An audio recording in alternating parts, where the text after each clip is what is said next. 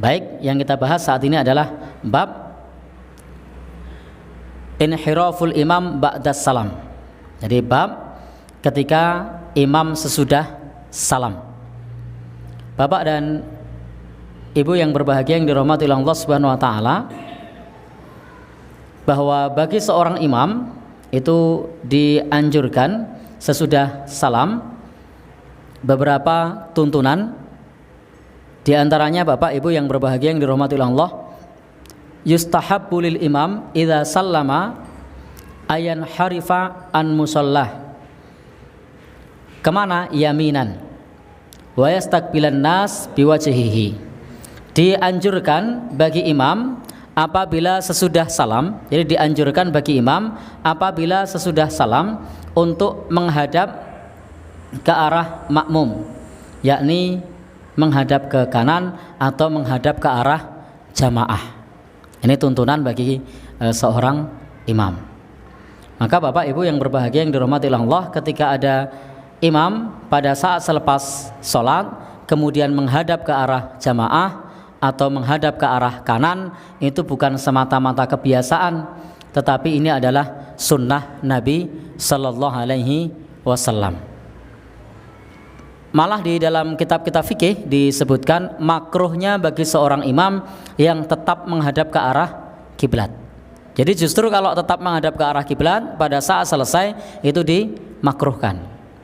Maka para ulama menjelaskan, termasuk Syekh Ibnu Utsaimin menjelaskan, Bapak Ibu yang berbahagia yang dirahmati oleh Allah Subhanahu wa taala, bahwa seorang imam hendaknya dia menghadap ke arah makmum, karena ini sebagai pembeda bahwa makmum imam tersebut sudah selesai sholat. Kalau dia masih dalam keadaan duduk tawarruk atau duduk iftiras, duduk tawarruk itu duduk seperti pada saat tasyahud akhir, iftiras itu duduk seperti pada saat tasyahud awal, bisa jadi makmum masbuk mengira imam masih sholat, maka dianjurkan untuk berubah dari posisi semula. Termasuk Bapak Ibu yang berbahagia yang dirahmati Allah, hal ini juga dipaparkan oleh para ulama yang lain seperti Syekhul Islam Ibnu Taimiyah misalnya, bahwa seorang imam ketika dia belum berbalik arah, maka seorang makmum seyukyanya tidak meninggalkan imam. Jadi kalau imam belum menghadap ke arah jamaah, sebaiknya makmum masih berada di tempat duduknya. Maka begitu imam sudah berbalik ke arah jamaah, maka kalau misalnya makmum ada suatu keperluan, makmum bisa pergi meninggalkan tempat sholat. Maka Bapak Ibu yang berbahagia yang dirahmati Allah, kalau imamnya tidak segera menghadap ke arah jamaah, jadinya lama nanti. Padahal tuntunannya sebagaimana dalam hadis yang sahih disebutkan, karena Nabi Sallallahu Alaihi Wasallam, dulu Nabi Sallallahu Alaihi Wasallam apabila sudah mengucapkan salam istighfar salasan, beliau beristighfar sebanyak 3 kali. Jadi beliau sesudah salam beristighfar sebanyak 3 kali. Ini masih menghadap kiblat. Jadi istighfarnya ini masih menghadap ke arah kiblat. Waqala, kemudian beliau berkata atau berdoa, Allahumma antas salam wa minkas salam, dan seterusnya. Maka setelah membaca Allahumma antas salam wa minkas salam sampai selesai, maka setelah itu kemudian beliau baru menghadap ke arah jamaah. Sebagaimana pula disebutkan oleh Aisyah radhiyallahu anha, bahwa Nabi sallallahu alaihi wasallam tidak duduk menghadap ke arah kiblat, melainkan sekedar membaca istighfar sebanyak 3 kali, kemudian Allahumma antas salam wa minkas salam tabarakta ya dzal jalal wal ikram. Maka Bapak Ibu, ikhwan dan akhwat yang berbahagia yang dirahmati Allah, untuk imam pada saat selesai mengucapkan salam, maka baca istighfar 3 kali, kemudian baca Allahumma antas salam, kemudian membalikkan dirinya ke arah jamaah atau menghadap ke arah kanan.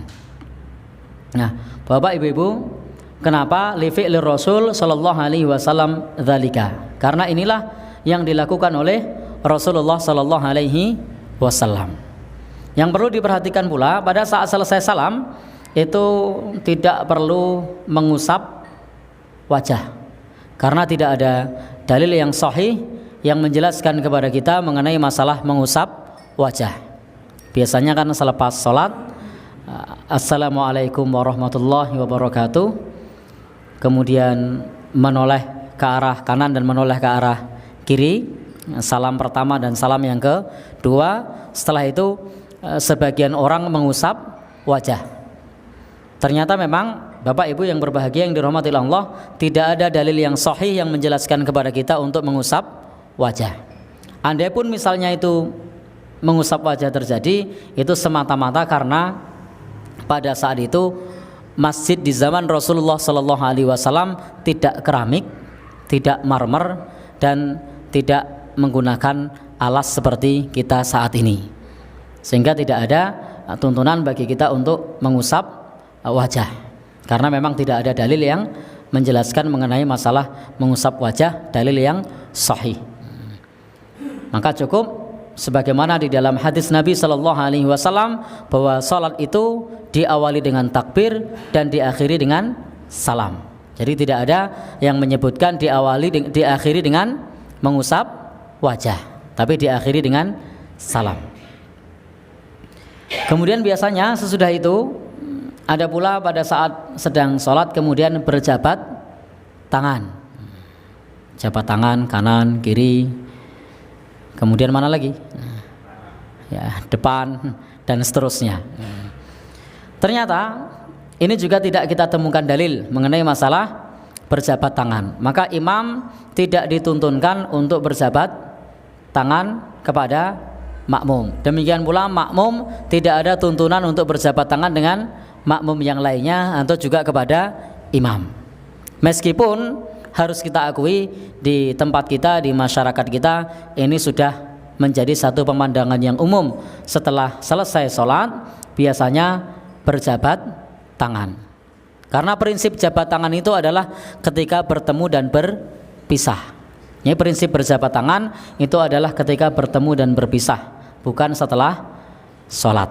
Sebagaimana yang disebutkan oleh Al-Imam Al-Is Ibn Abdissalam, bahwasanya ini tidak ada tuntunannya, karena memang prinsip di dalam ibadah, al-aslu fil ibadah, hukum asal di dalam ibadah itu adalah haram hatta yadulat dalil, sampai adanya dalil. Jadi kalau tidak ada dalil maka tidak perlu kita amalkan.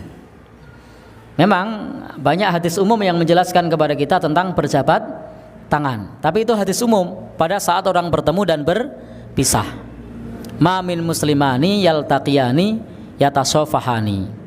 Tidaklah ada dua orang muslim yang dia bertemu kemudian berjabat tangan, illa ghufira lahuma, melainkan dosa keduanya diampuni oleh Allah Subhanahu wa taala. Ini adalah dalil umum ketika bertemu, ketika berpisah, bukan dalil pada saat kita selesai sholat.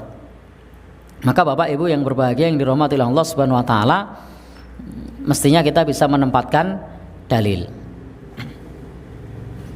Jadi di sini prinsipnya adalah dalam hadis ini Nabi Shallallahu Alaihi Wasallam dahulu biasa pada saat selesai sholat itu menghadapkan wajahnya ke arah makmum, tidak berjabat tangan, tetapi tetap melanjutkan zikir yang lain. Sebagaimana karena Nabi Shallallahu Alaihi Wasallam ya ummuna. Dulu Nabi Shallallahu Alaihi Wasallam mengimami para sahabat Rasulullah Shallallahu Alaihi Wasallam. Fayansarifu, maka kemudian beliau Shallallahu Alaihi Wasallam berpaling kemana? Berpaling ke arah jamaahnya. Ala yaminihi wa ala shimalihi. Kadang-kadang ke arah kanan, kadang-kadang ke arah kiri. Jadi kadang-kadang beliau berpaling menghadap ke arah kanan, kadang-kadang menghadap ke arah kiri.